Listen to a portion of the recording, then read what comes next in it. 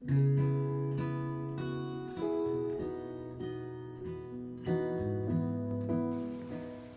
welcome back to the land of Kakiak. My name is Laurel and I homeschool 3 boys here, ages 11 to 4. I had to think about that.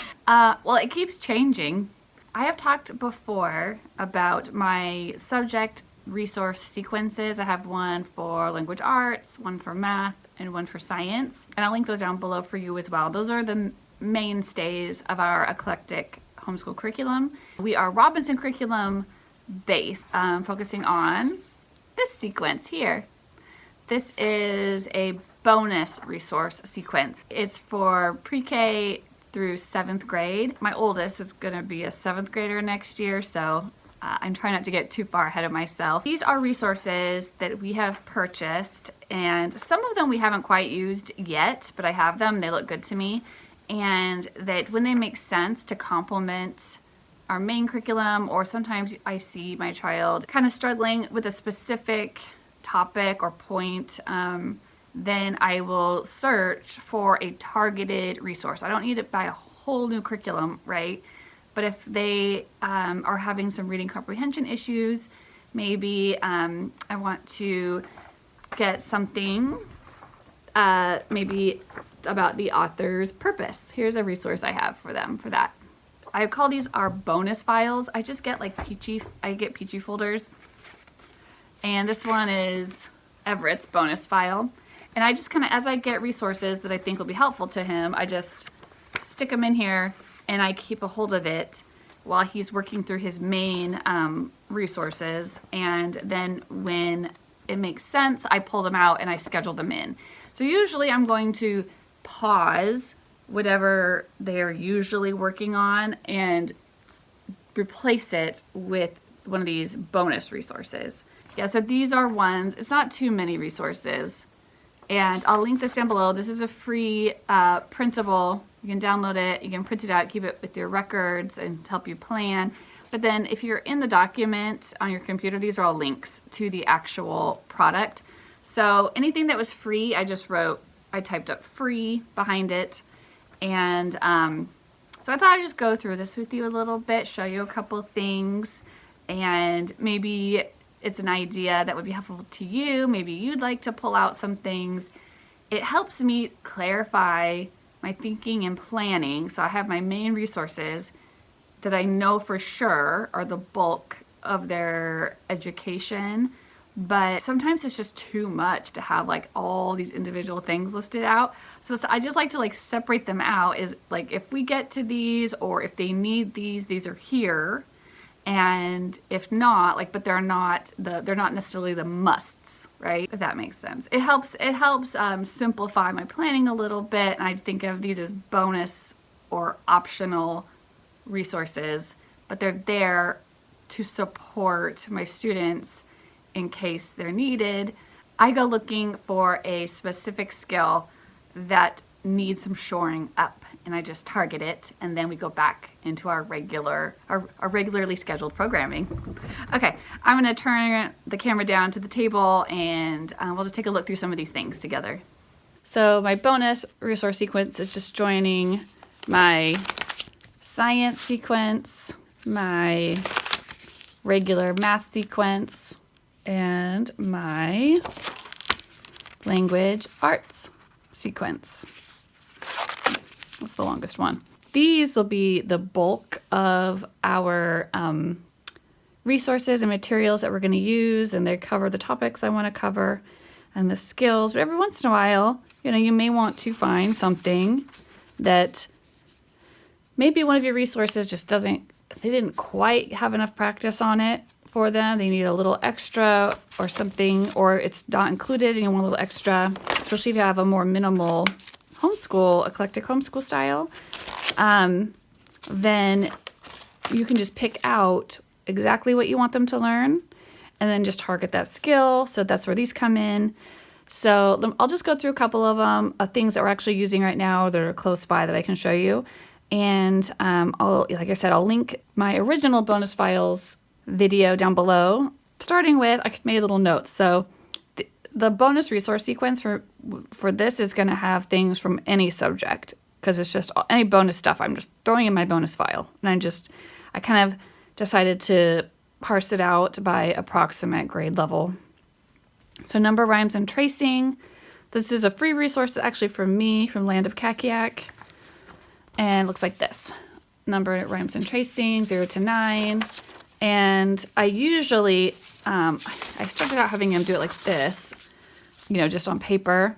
But I've started putting it into one of my envelopes. I'm using my numbers program, my preschool math kind of stuff, learning your numbers. And so I usually have it in here in one of my dry erase envelopes for him to trace on over and over, whichever one we're targeting that day. But I just wrote little rhymes that went along. And I didn't copy. There's one rhyme that I'd heard before, and the rest of them I made up myself. So I'm not sure. I'm sure you've seen other similar things to this, but I couldn't find a free one, so I just decided to make my own. So from the top, around we go. That's the way we make 0. Little kids like rhymes. So we start with our finger doing that.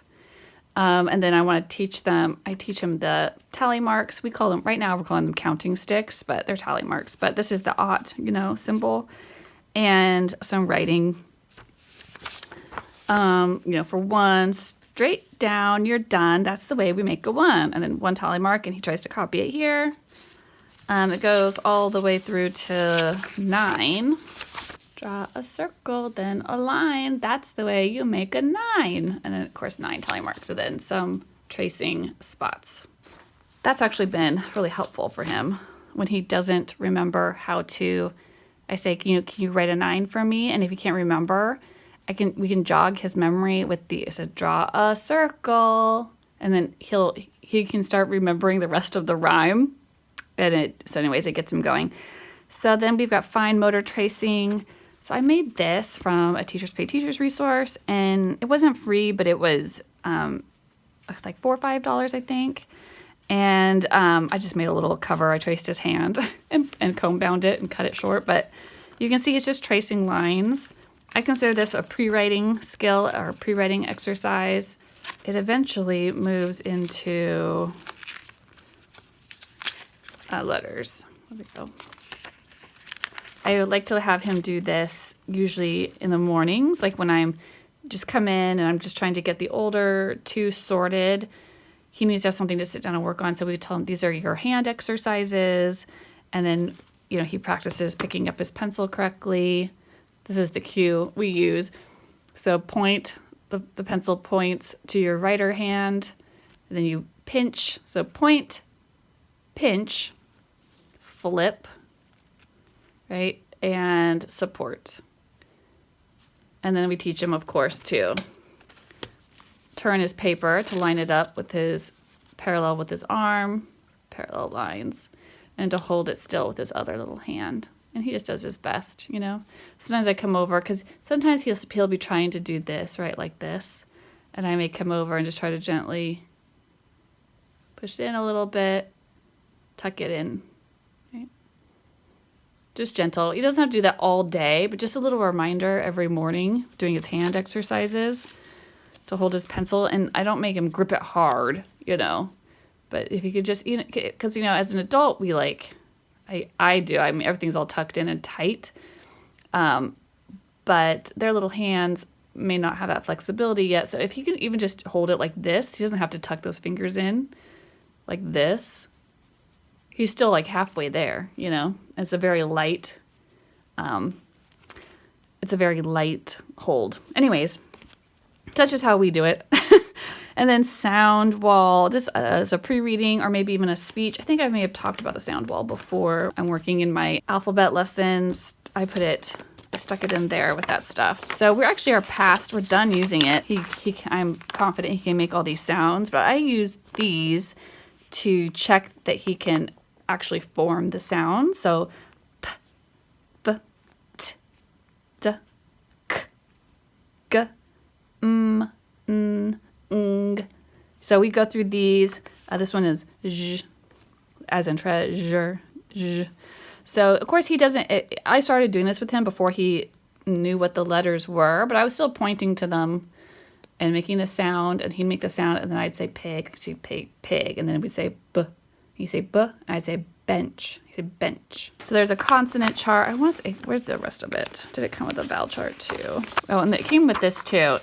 It kind of gave lips together, teeth on lips, tongue between teeth, tongue on ridge behind teeth. It tells you what sounds fall into those cues. Vowel, a valley. So this is the schwa. So this is like a, e, I, a, I, o,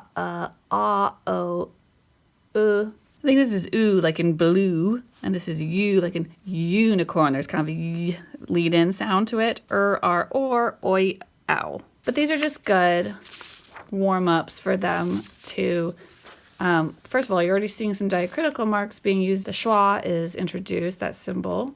Just, even sometimes it's good for us as homeschoolers, right? Oh yeah, I think this is on my list too. Cursive writing practice.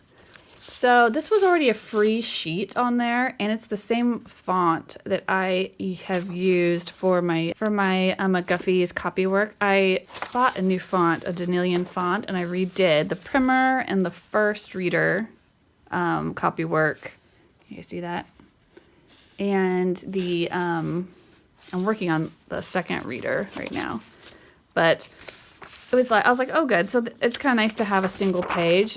This is be good practice to warm them up before they get to their full on copywork. Actually, even before that, this is part of my main curriculum, but I'm just showing you why I picked it, because I've also got my reading and spelling for beginners CVC words in cursive. This would be a good fit for us because they could start when they get into cursive doing this writing practice just at the level of the letter, and then I'm going to have them move into this book, reading and spelling for beginners, CVC words in cursive. I do have the alphabet there, and then they're going to be sad, practicing that same kind of font. But anyways, that's why that's on there. But you could choose any handwriting, beginner handwriting practice that you wanted if you're making your own. And of course I've got print font too, but print resources, but those are in my main curriculum. But that was a free one, so I wanted to put it on here for you guys. So if you needed a free handwriting practice sheet, you could find it. Where did I put it on here? Oh, right there, cursive letters practice sheet for free, first grade. So number sense games, those are pretty self-explanatory. Those were just things that you print out and you can play. Again, I'm usually playing them in one of these. As for math, right, number sense. 4 seasons, wheel for free, cause of the butterfly coloring pages. So these were all free resources, and these all had to do with science. And some of these actually did use with my, I'll show you. So I used some of these resources when I did this big book of science and nature with William for his kindergarten science, because it's required in my state to do science in kindergarten. Anyway, so I just would pick, and I mean I used more than that. I just didn't want to probably didn't want to overwhelm everybody. But like every once in a while I would just find a topic that was in here, and we'd want to do, because we're reading it, we want him to do some other stuff. Sometimes he would just copy things into his little notebook or whatever. But then sometimes I would get something like this 4 seasons wheel. That's how this is helpful to talk about. We talked a lot about the seasons and the year and how those are caused by the rotating of the earth, right? And the orbit around the sun. So that was really cool.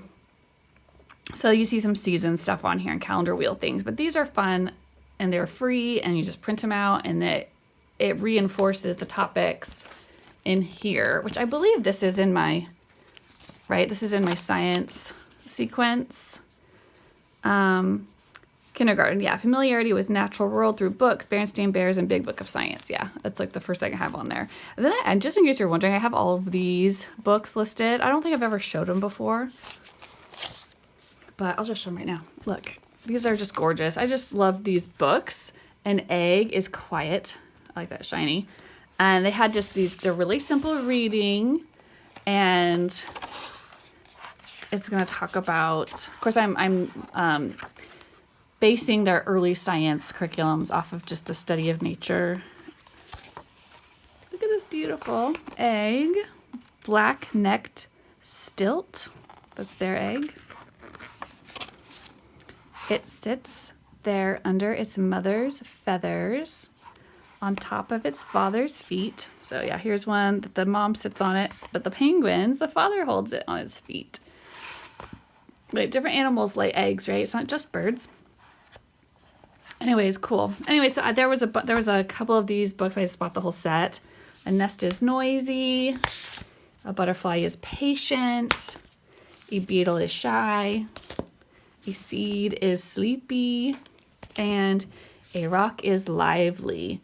Which I'm excited to read this one to Bo because he loves rocks. He always has a rock collection going. Like, you should see the windowsill in front of my kitchen sink. It's just piled with little rocks that he's brought home, and we washed up and put on the sill. Anyway, so those are on my main sequence, right? Those would be an example of like my kind of main curriculum choices. But then you want to have a little activity to go along. That's going to be in the bonus, right? Because you could just read to them from a book, and that's fine. But the kids like to have a little hands-on activity. So those were things that kind of lined up with that. And I'm sure there's more things that we could have found to put on there, but those were some of our favorites. And this butterfly coloring page, when they talked about butterflies, it's just nice to have a beautiful, this woman, I think her account's called Mama Draw It. She has all these amazing animal. You guys go to Teachers Pay Teachers, find Mama Draw It, and follow her. And I think everything on her account, is free. And she has all of these drawings of animals that she's done. And we have used a ton of them. I think I've literally downloaded every single one she has.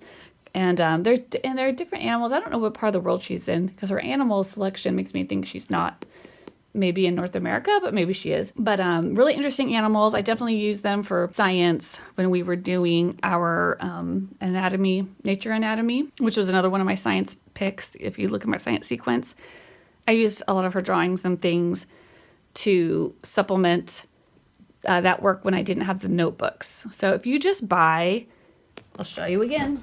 So let's say, you were buying something. You're like, I want to look at Laurel's sequence or science sequence. It says nature anatomy for first grade, right? In the companion notebook. So here is nature anatomy. Here's the book. Here is the activity for kids. I think I did videos talking about these before too, which is a good book to have. But there's also those notebooks that you can print out, somebody made, that go along with the book. And I actually do have them. I don't have anything printed out. I don't have them printed out right now because we aren't doing this one right now this second. But when I had William doing this, we were literally just taking a spiral notebook, and we were going through these two books. And so we'd get with the difference between night and day. I might want to, this one, Earth Layers. Yeah, I know, I do write in my books. Say you didn't have like the notebook, like the printable notebook or whatever, you're just keeping a spiral notebook and just putting in their own notes and drawings and little things. We did a ton of this where we got that stuff like I showed you before, the seasons, wheels, and stuff like that. But here's like layers of the earth worksheet, and that was free. That went with that, and we would print that out, color it. We could like cut it out smaller and just like tape it or glue it right into his little spiral notebook. Rock, soil, water mini books, that was free. Layers of the earth habitat book, free. Plant life cycle posters, free.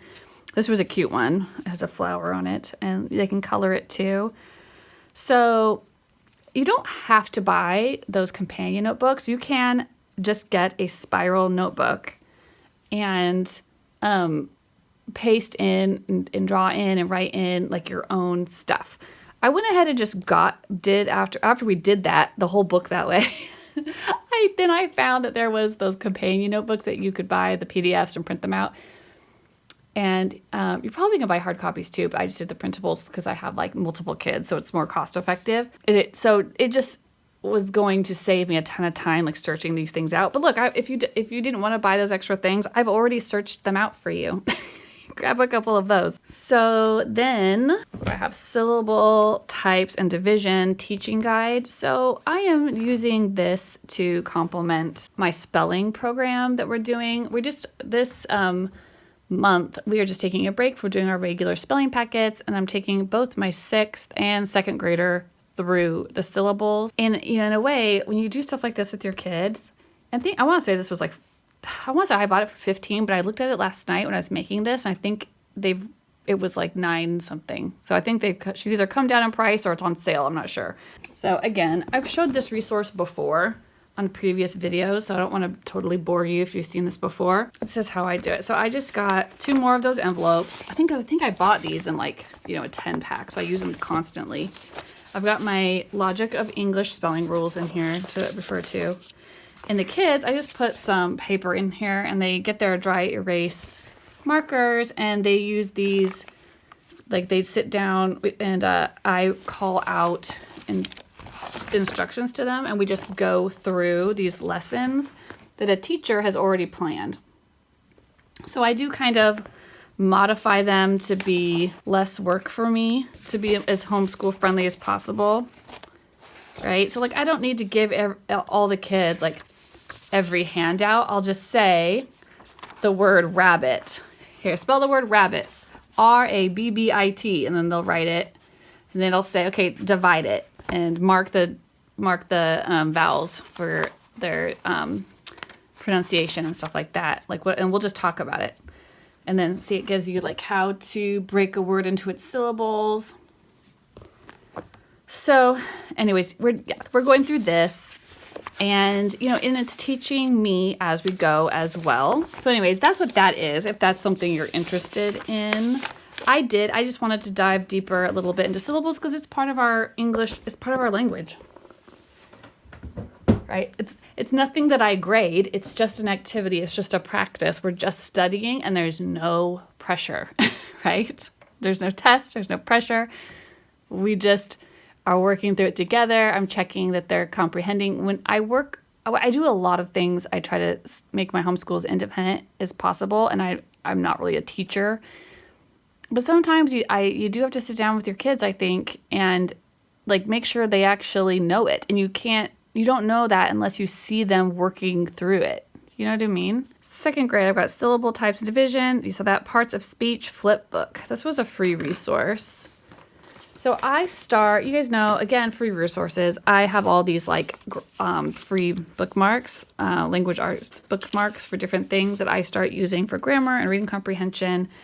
I use that with the McGuffey readers. I'll link that video down below for you too. I'm always adding to it as the kids progress, and I think these are important things.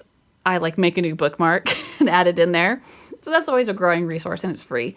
But I've already been talking to them about basic grammar, like nouns, verbs, proper nouns, pronouns, declarative sentences, interrogative sentences, exclamatory sentences, all those kind of things. I kind of been talking to them about it, and they've been pointing it out to them in their McGuffies as we go in our formal McGuffey lessons. So again, this is main curriculum, right? And I actually would even say like my bookmarks are part of my main curriculum because I use them extensively. You can see that that's how we mark our book, and then we go through the comprehension questions. These would be bonus things. So if we wanted to have a little more practice on parts of speech, we could do this parts of speech flip book. So I am going to have my 2nd grader do this.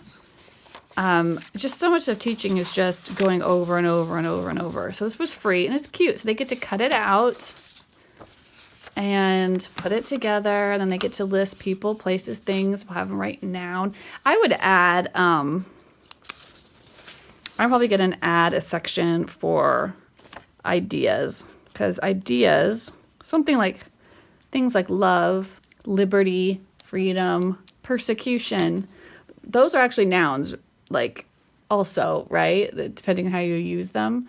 So those are also well, they're ideas, they're abstract nouns, they're not concrete nouns that you can hold.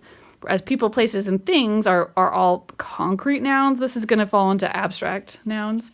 So I do start telling them right away, concrete versus abstract. I'm just making it as a note from myself to talk about that, and maybe we'll write concrete, concrete, concrete, abstract next to those or something. Anyway, so this is a cute little activity. And, you know, that kinesthetic learning, them actually doing something like the cutting and probably staple it together or something. Oh, then I do have a little, I do have a comb binder. I could actually comb bind it for him. He has an actual little book. And we can add anything else to it we want to that's helpful. But that's a good start. I love polka dots. Okay, so that was one in there that I haven't shown you before. Story elements. This was a free one. Let me see if I can find it.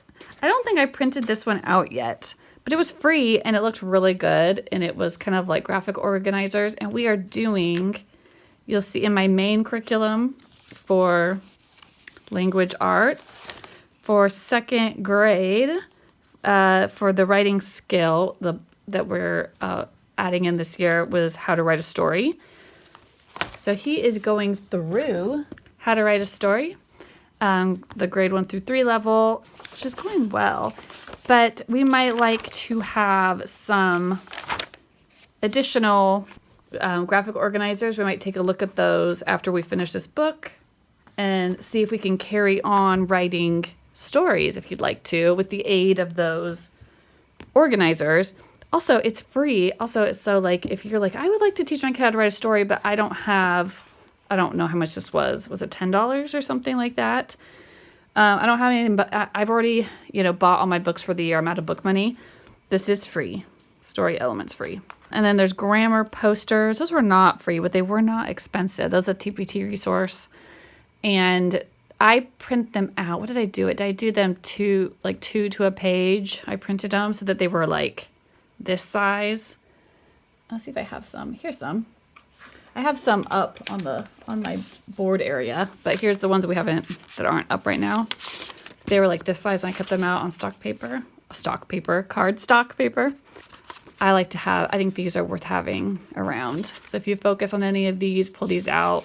Whatever ones the kids are like working on, those are the ones that they haven't mastered. They don't know it by heart what it is yet. I'm going to keep it up on the board so they can just see it more. And if I ask them, hey, can you find me an adjective in this sentence? And if they're like, I don't remember what an adjective is, they can look up at the board. They could read what it is without me constantly having to like get stuff out. You know what I mean?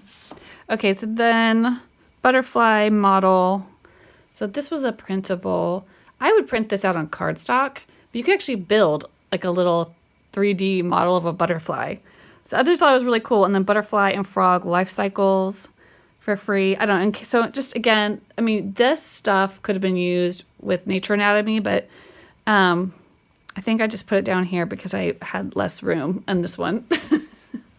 And you can use it whenever you're using that, you're studying nature type stuff, there's another one for you. So again, yeah, so these fact and opinion fairy tales, I've shown that one before, but it looks like, and there's little fairy tales, and you read it to them, then you put out the sorting mat, right?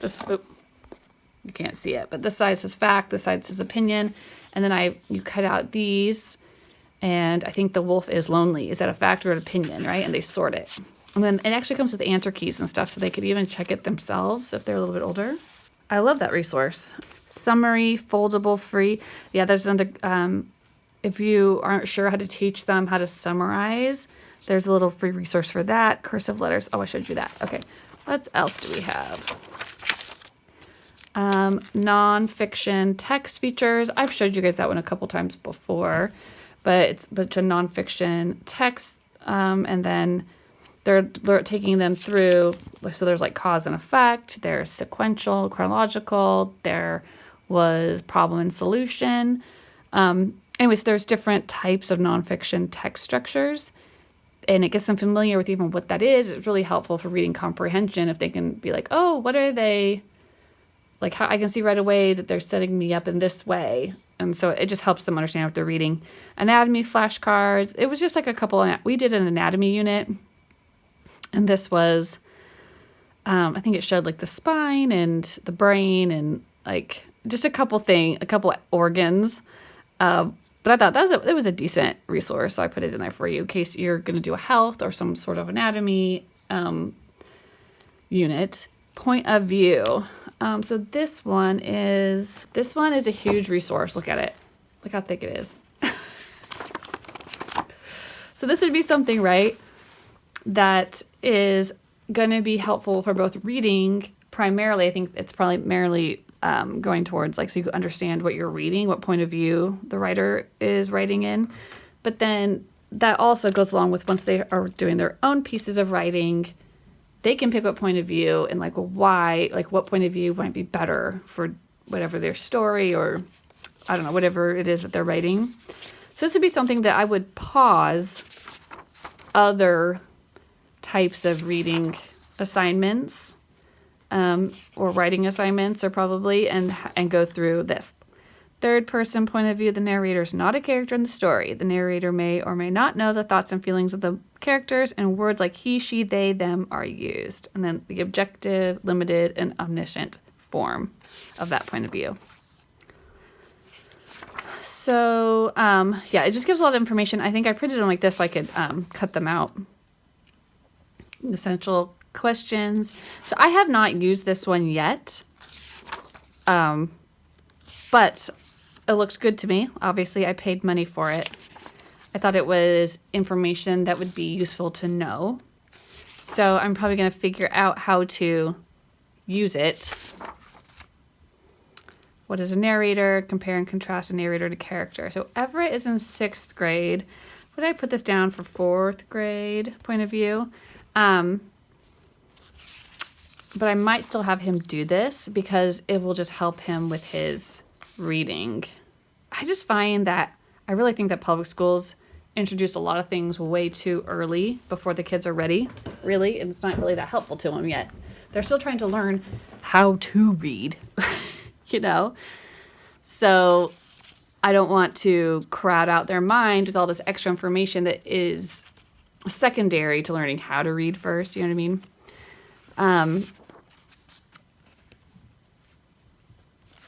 So yeah, these are just my, suggestions or whatever. And then when you're looking at teachers, pay teachers at the resources, it'll have what grades, it's for, and usually there's like a range.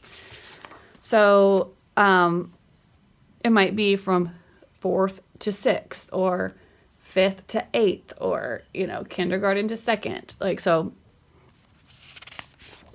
just know it doesn't really matter. I really, honest to God, if you had a kid in high school who did not know what the point of view was, I would do something like this. I don't care what grade the information, if it's correct, it's correct, right? And it's not going to be too complex. It's the simpler, the better.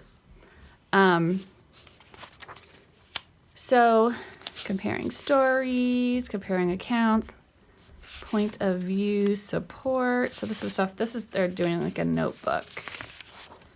And you can use these however you want to at home, but I'll only give you a rubric. That can be helpful.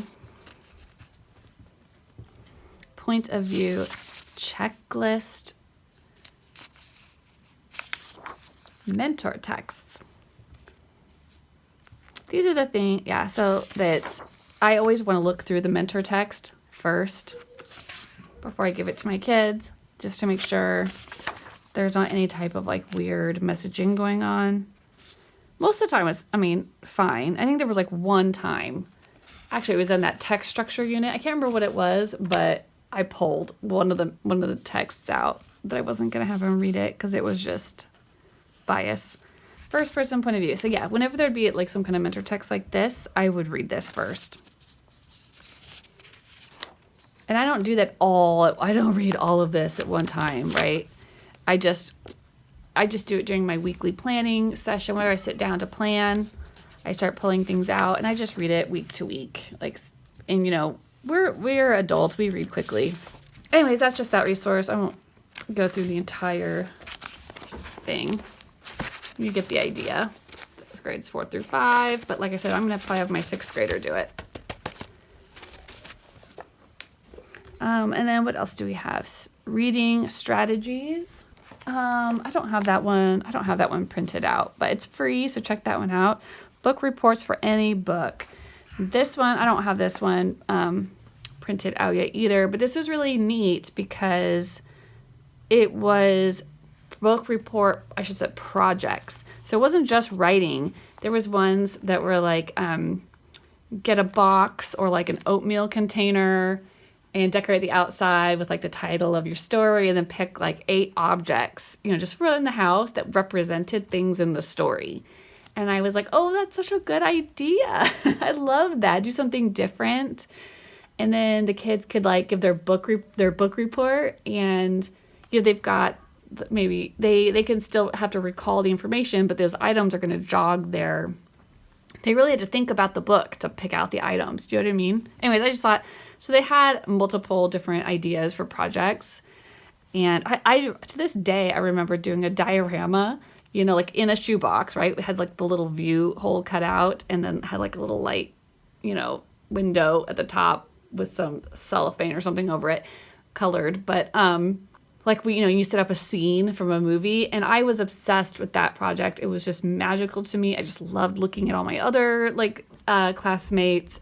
And I've always wanted to do that, but I haven't done it yet. But yeah, I thought that was a good idea. Sometimes even just looking at these resources gives me ideas. I may not purchase it, but it may give me an idea to do something. Writing reference sheets. Okay, so we haven't actually used these yet. I'm just keeping them with everything you need to ace English language arts. Which I think is this is listed. I use this as this is our reference book, you know. So if we're doing something, so a lot of times you don't need that whole curriculum bundles. If you have some kind of reference book like this, and then you buy one of these targeted resources, and there's something in it the kid doesn't know what it is, just make sure they have a reference book so that they can look it up. Oh yeah, here's more. This is more of those bookmarks. Paragraph writing, editing, grammar check-in, comprehension check, comprehension check, comprehension check. Those for different levels. Grammar check-in. These are more for like the earlier levels. Anyway, so this is the reading reference helper. I just went ahead and cut these out. I put them on cardstock and highlighted the tabs, and we might put these into a writing notebook. I'm thinking about making a writer's notebook. Has anybody done that? If you've done that, let me know if you have any good tips for me. I've been looking at videos of people doing writer's notebooks for their kids. But, so yeah, this will tell them about genre, realistic fiction, fantasy, science fiction, mystery, traditional literature, fairy tale, fable, legend, tall tale, myth, folk tale, historical fiction, informational, biography, autobiography, poetry, drama. So this is cool. This was supposed to be like, you know, a kind of a reference kind of helper thing, but this is basically all I really need sometimes to get going, to know what the kids like, have them read it and think, okay, what's a book or that you've read or a story that you know that would fit into this stuff. Like this can be in itself like almost like a curriculum spine for a genre unit that you may want to do with your kid at home for literature. And so this is a really cheap way to build a unit study with these kind of reference types things. I mean, I feel like this could be a whole year. These little helper sheets could be a whole year worth of curriculum spine. So my reading reference helper, author's purpose, right? You could find something that fits in with that, look that up, cause and effect, character traits and feelings, compare and contrast. Like you could just go through all of these as little mini units and just look into them. So yeah, I could look that up. Like, so say, I was like, what is inferences? And then look in my reference book, inference 157 to 160, 306 and 307. So, and this is part of textual analysis and evidence. So what is textual? I might back up to the beginning of the chapter to put it into context, right? What is textual analysis and evidence? Tells you what evidence is, talks about analysis. Implicit evidence gives you an example, and then talks about drawing and inference. A conclusion we draw based on evidence and reasons. When we make a guess based on implicit or explicit evidence. So Don Quixote, they gave us an example, describes an old man who has read many adventure stories, decides to set out on an adventure of his own. Evidence, and this is a neat little section, evidence and reason are closely related, but they're not the same. Evidence answers the question, what makes you think that? Reason answers the question, why is that important? Isn't that cool? I love this book. I think it's a super cool book. Anyways, so I just feel like if you had like some of these sheets, like this kind of stuff, and then a book like this, you could go on and on and on for super, super cheap with studying at home. Reading response, bookmarks. This is that resource. And it wasn't free, but it was cheap, I think. So theme. Theme is the message or lesson the author wants you to learn from the text. The theme is, I think that's a typo. I just think they meant to say the theme is blah, blah, blah. I know because in the text, blah, blah, blah. The theme is blah, blah, blah. The character showed me this theme because they blah, blah, blah. From the text I learned blank, so the theme must be blank, right? And they can take sticky notes, and they can write notes as they're reading and then put their sticky note here. Anyways, you cut these up. These are bookmarks. So they have some for theme, main idea and details, character traits, and you could, laminate these or print them on cardstock or something to make them more durable. Vocabulary, write words you don't know on your sticky note. And you could even do this, like you could give them a new one for each chapter, right? And they could go through a book. They could do each of these. And they could just rotate through, make predictions, make inferences, figurative language is covered, and they tell you what it is too.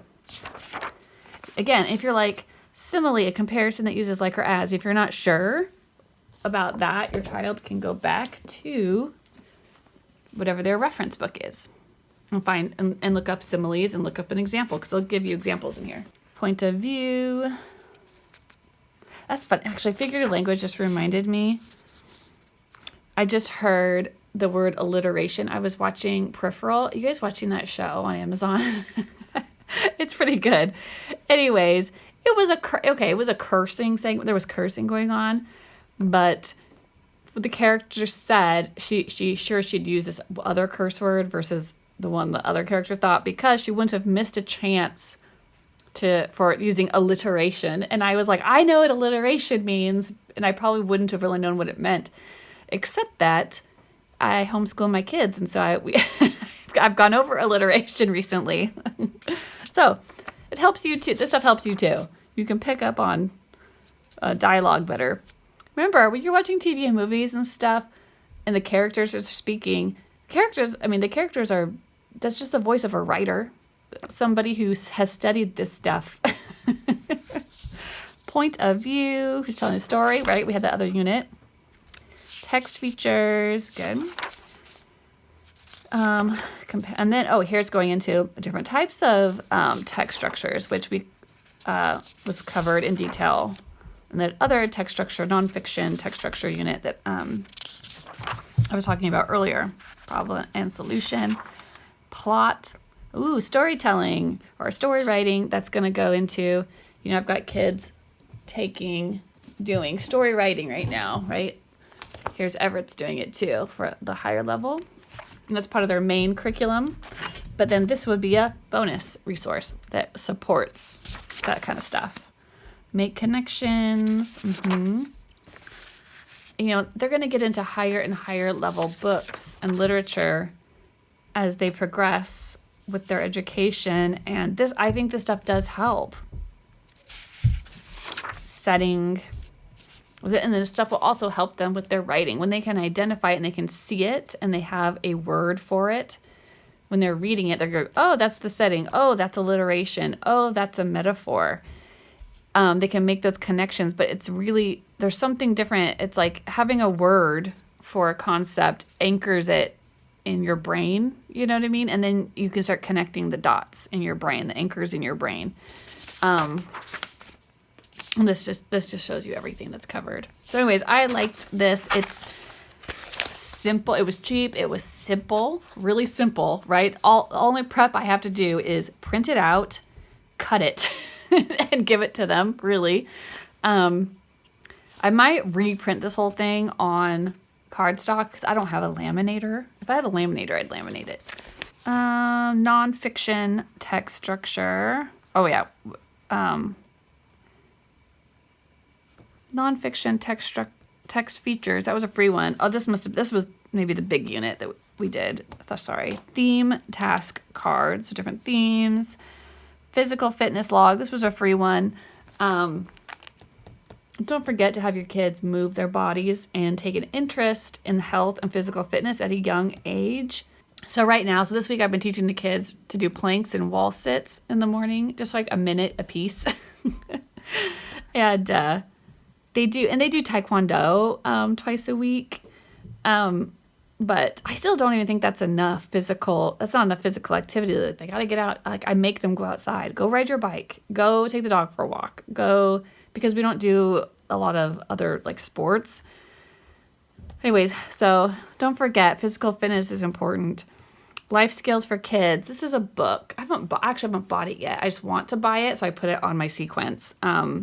It's in my Amazon cart. And this is an early one, so teaching kids what to do in case of emergency, like how to call 911, I think, how to safely use kitchen appliances.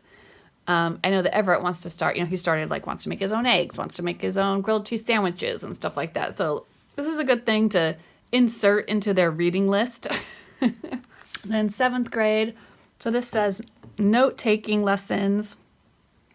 So that is a TPT resource, which I thought was helpful. And then How to Take Great Notes was a little book, which I actually bought. How to take off just Amazon. It was so cheap. I think it was like $4.95 or something. It gives a lot of different scenarios for taking notes, like at work and stuff, but it goes over the Cornell method. And so I'm going to read this and see first before I have Everett read it in 7th grade, and see if I need to buy this note-taking lessons, just because I already have it.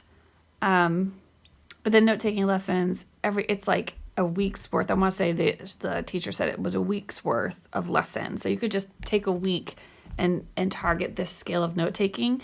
And I put that on there because I asked a friend of mine who's homeschooled longer than I have, and she has a daughter who's 16. And I asked her once, I think it was at the beginning of beginning of the school year, but I asked her what advice she had for me about, getting into the upper grades and stuff. And she said she said like note taking. She wished that she had earlier taught her or had her daughter acquire that skill. And so I just went right on Amazon and ordered this because I was like, she's right. Note taking actually is an important skill. And right now at their level, I tell them, like if they have notebooks and stuff, a lot of times I tell them what to take note. I say, define. I'm trying to teach them how to write down a term and a definition and stuff. But yeah, at some point we're going to go whole hog on learning how to take notes. This is a skill you do need, especially if you go to college. If you want your kid to watch some kind of documentary, they need to be able to take notes on it. And I was never taught the Cornell method. We did, the Roman numeral, I don't know what it's called, but they taught us how to, at school, to title it, and that'd be, 1, or an I, and then the A would be indented, and then if you had any points about that, they'd be 1, 2, 3, and if you had any more points up underneath those, it'd be the little a, little b, you know what I mean? And then it'd be 2. That's how I was taught. That's more like an outline. I feel like it's really what you're doing is like just making an outline of something. But I was actually looking at this Cornell method, which I've heard that term, but never looked into it or done it. It looks like that though. And I was like, I love this. And I was like, I wanted to do it. Like, I want to try I'm going to read a book and I'm going to take Cornell notes. because I can already tell that it's going to feel good on my brain. I can tell. Anywho, so that's what I have so far in my bonus resource sequence. Again, if you download this, you can go click on these, go to the links, and if you like them, let me know if you've tried any of them. If there's any that you suggest or any kind of bonus resources that you have used, leave me in the comment what it is so that we can all benefit from your experience. Okay, everybody, happy homeschooling.